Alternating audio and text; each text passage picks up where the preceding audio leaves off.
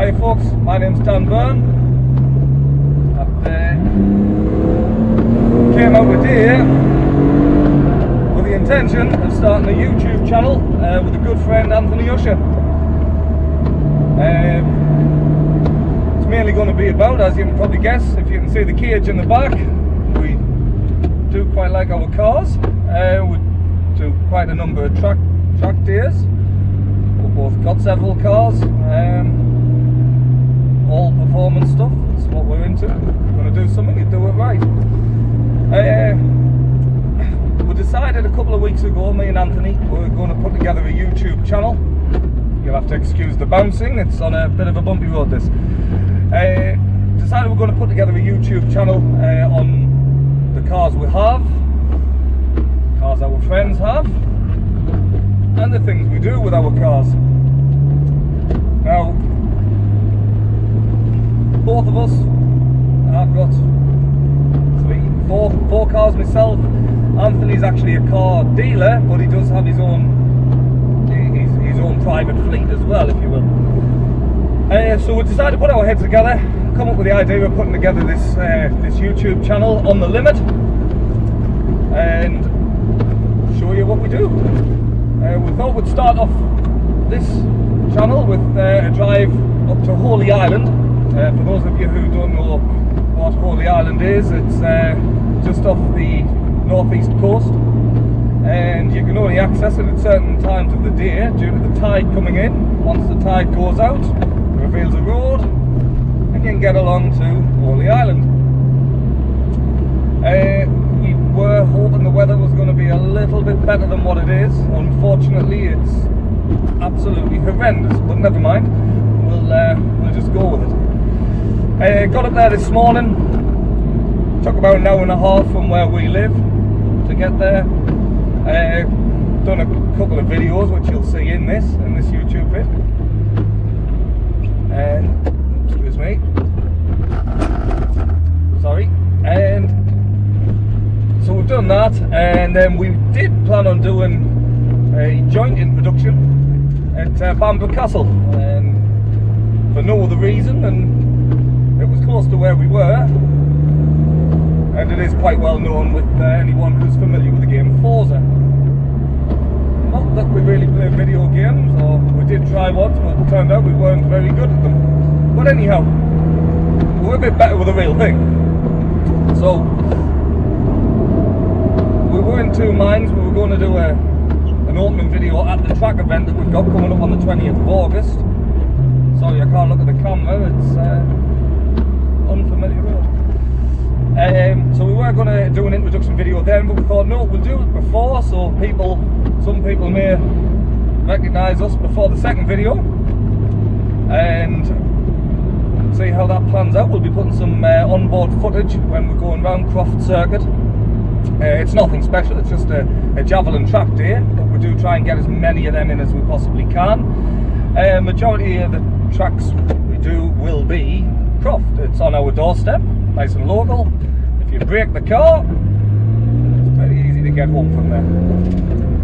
So, on with the introduction at Bamburgh. So the reason that was cancelled is down to rain, and the fact both of us felt a little bit silly.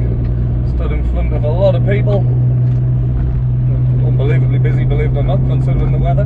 But we felt a bit silly in front of lots of people doing an introduction in front of a castle. So, I've grabbed the GoPro.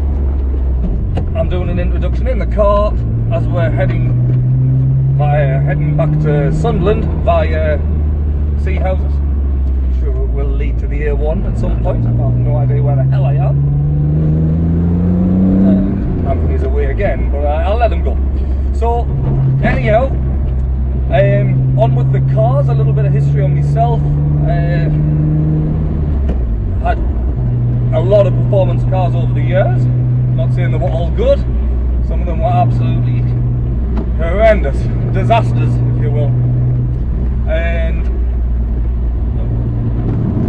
how can I put it? We've come from a time when you could pick up a Sierra Cosworth for £3 grand. You could enjoy them. You could drive them for what they were.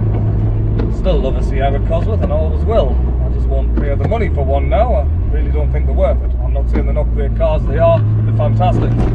But I think I've spent more time standing at the side of the road under a bonnet with a Cosworth than I have driving the damn things. Still, great fun though. So yes, we decided a good few years ago now to start getting into track days. Mainly, you know, we'd like to have a little bit of fun on a quiet road, but it is dangerous. We do both need our licences for work, and the only safe way to do it is to do a track day. So we started getting into that, and we both started off with the same track cars. We both started with Clio 172s, Clio 182s, bought them, stripped them, put the cages in them, put the fancy shifters in them, usual bits and pieces, and had a lot of fun. There's not just me and Anthony do them, there's a lot of our friends are very much into the track days, and well, you know, the Clios that served us well for a number of years, and I ended up changing to a K20 EP3 Civic Type R. Couldn't resist. Where I work, a 50,000 mile one owner for new Civic Type R came in part exchange, lovely car, Premier Edition, totally unmarked. The owner seen what I'd done with it, roll cage, K100 ECU, several other bits and pieces, usual coilovers and what have you, and that done me great on track for a number of years. Again, Croft, Cadwell Park, Knockhill, and a couple of trips to the Nürburgring again. I won't take it away from the Hondas, they're an absolutely fantastic engine. I don't care what anyone says, the Honda know how to build an engine. So anyhow, after a few trips to the ring, I tend to find the BMWs seem to own that place. Well, apart from the Porsches, but I don't earn Porsche money, I'm afraid. So decided I'd get a BMW. Not this BMW, I got a BM 330i Club Sport, and I know the Club Sport's nothing special in comparison to a normal 330. It is the same car with some stick-on bits, but it's a good car. I ended up, I bought the roll cage, I stripped it, 200 carb as well actually, put the bucket seats in it, usual mods, coilovers, etc, etc, some sticky rubber on there, I think, was it 80 away that was? I think it was. Spent a lot of money on the car, getting it ready for track. I got one track day out of it, and I decided to leave the car outside my house for one day. It wasn't even a full day, it was a matter of a few hours. And trying not to use bad language here, what can we say? A moron decided to drive along on his phone or doing whatever the hell he was by the main road, and went up the side of my car. He actually fled the scene of the accident, and he actually got grassed. I'm sure you all know what that means. All got grassed in by a 10-year-old girl who gave a very accurate description of the man's car. He even explained that the guy had just picked his daughter up from school, which was next to where I live, and he took off. Turned out it was a black Mercedes A-Class. I'm obviously not going to give the gentleman's name because I did catch him the next day dropping his child off at school. I'm sure I've still got the photographs to show you of all the blue paint that was still on his wheels and car, and he couldn't really deny it. But anyway, I'm not an angry person, I'm certainly not a violent person, so I had a chat with him, and he ended up paying the money. I still don't understand why, but he didn't want to go through insurance. But nonetheless, car was damaged, and I ended up selling it. Once a car's been hit, I don't really want it. So I took all my bits and pieces out of that, and I went out looking for another car. Couldn't find one up to scratch, so I bought an E55 AMG. Just thought I'd have a bit of fun with it. And a week later, the perfect M3 popped up. Perfect for me. And I ended up swapping my E55 AMG for the M3. I'll try and keep this down to 60 because it gets a bit noisy in here. And that brings me to this. It was a standard car apart from the suspension and the wheels. Sorry, it's had the wheels put on. And before YouTube goes mad, they're not genuine BBS wheels, but they do look nice. So it had BC suspension, BC coilovers on there, and the wheels. I bought it, I put all my stuff into this, I put the seats in, I put the roll cage in that you can see at the back. I've just put a Miltech exhaust on. I went for the CEE shifter, which I'm not going to lie, it's probably my favourite modification in the entire car. I sourced a CSL bootleg, genuine. Anyone thinking of getting one of them, makes a huge difference to the looks of a car. But if you want to get one, you need to prove to BMW you actually own a CSL. There was a couple of strings pulled here and there and I managed to get one, but anyhow, again, I don't have CSL money neither, but I've got the boot. I put the carbon rear diffuser on, I put a fancy front splitter on, which is painted anthracite, looks carbon, but between me and you, it ain't, it is fiberglass. Trying to think what else I've done with it. Sorry, big one. Kia Sport 8-pod calipers. I put them on and I got the 356mm discs for the front. M3 brakes are great on the road, and anyone that tells you otherwise, they're wrong. They are absolutely great on the road. On track, not so great. Figured that when I nearly went in the back of somebody on Croft. They were even alright on the ring, if I'm brutally honest. They weren't really an issue, but you're building speed up and the speed's naturally cooling your brakes down. So I got them on, and if I'm brutally honest, I haven't tried them on track yet, but I will be the 20th of August. So other than that, yes, what have we got to offer? Well, it's not just the cars we've got. My collection consists of two of these. I've got another E46 M3 at home, which I'm actually just taking in part exchange against my yellow E36.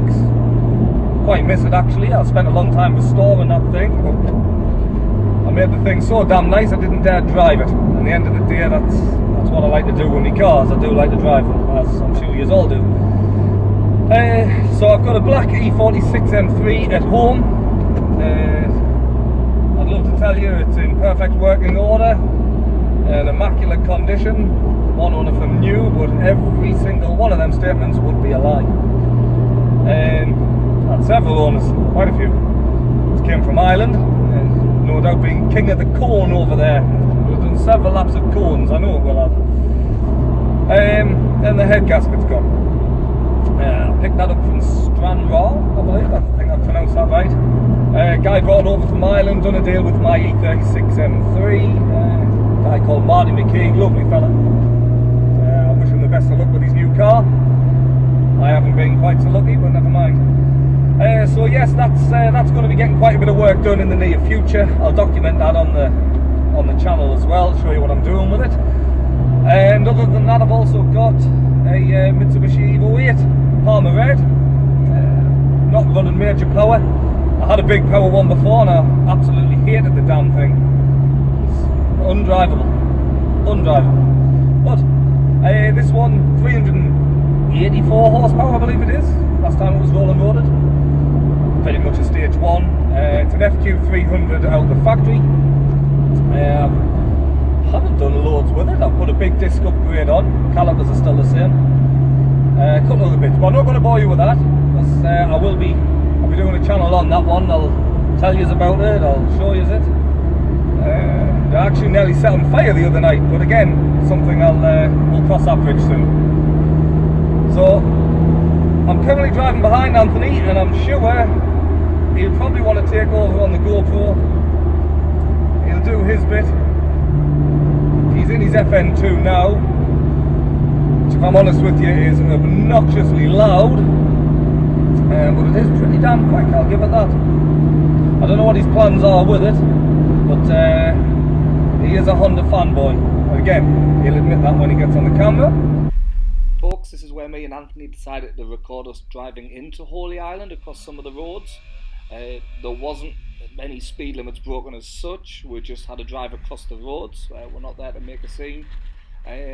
Please excuse the wind noise. I hope you enjoy what you see, and then I'll give you a walk around in my car.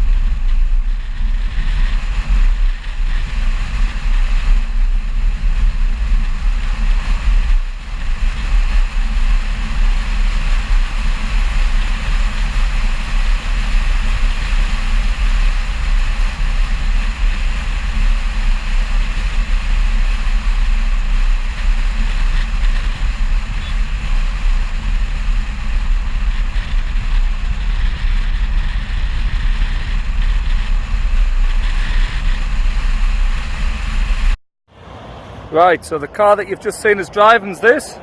That's my E46 M3, car's a 2001. Bought the car back in February, pretty standard. Only modifications were the BBS look-alike wheels, we'll say, because they ain't the genuine ones. But I'll bring this camera back round. They might not be genuine BBS, but they still look nice in my opinion. And it also had the suspension on it as well, which is the BC Racing coilovers. Since getting the car, first thing I've done, I purchased a front splitter. And that, if I'm honest, was a bit of a cheapie from eBay. But nonetheless, it still looks pretty good. And I got it sprayed in anthracite. Looks carbon fibre, as mentioned earlier. It ain't. Next thing I've done, on the back end, that's the CSL boot lid. That's what I bought. Managed to get brand new from BMW, genuine part. And then I got a carbon fibre rear diffuser as well.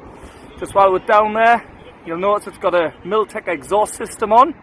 Not over the top loud, can be a bit drony, but under full throttle it does give off quite a nice noise. The tyre option, I went with the Federal RSRs. I would like to change them if I'm brutally honest, but they're doing a job. They've been alright so far. Bring you round onto the front, you'll see. Got a set of K Sport 8-pot calipers, and I've got 356mm discs on there. And then I'll move you to the inside. Excuse the mess, but we went with a CAE shifter. By far the best thing that I've purchased for the car yet. And then I've got a set of bucket seats in there. And in the back, you'll see we've got a half cage. All stripped out as well. The purists out there probably wouldn't be happy what I've done with what was a mint example of an M3. You might just also catch it's got the Alcantara steering wheel there as well.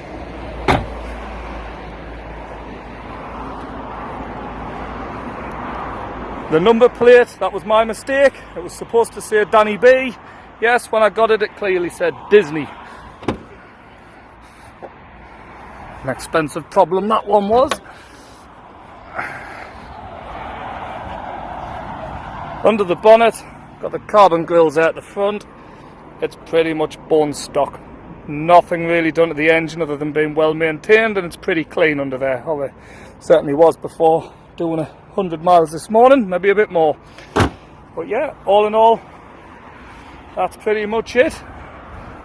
Car's pretty much built for purpose over anything, but I still like something to look nice. Thanks for watching. Guys, I'd really like to thank you for taking the time to watch the video. It was probably a bit long-winded, a lot of talking, just so we can get ourselves, or get myself over to who I am, what I do, and you know, I can't thank you enough. I'm open to feedback, be it positive, negative. I'd really like to make this channel work with Anthony, and he's going to be uploading his video. We'll be putting that on as well very, very shortly. Hope you like that just as much. And again, guys, thanks very much for watching, and hopefully see you next time.